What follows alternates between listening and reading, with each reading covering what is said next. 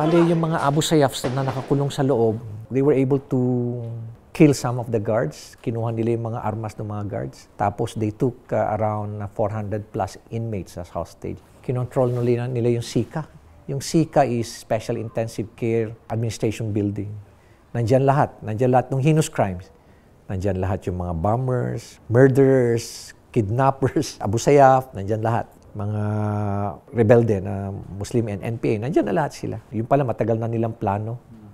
Meron silang escape plan. So tama-tama naman na kararating ko lang, narinig ko yung putukan. So nag-react kaagad ako.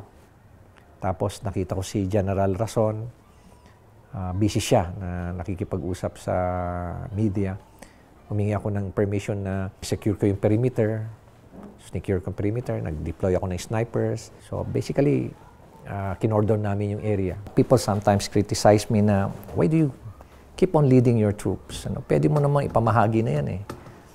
Minsan, ikaw pa yung nasa harapan. Like for example, itong Bikutan Siege, I was not supposed to lead the operation, yung assault.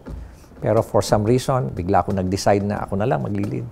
Because one particular general keep on saying na papalpak yan. Sinasabihan niya yung boss ko, si General Franco, papalpak yan, papalpak, mag-fail yan.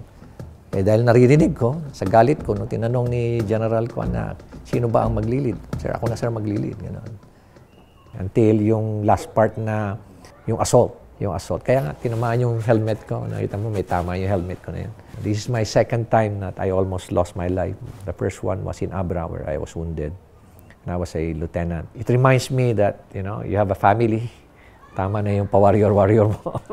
Think family na.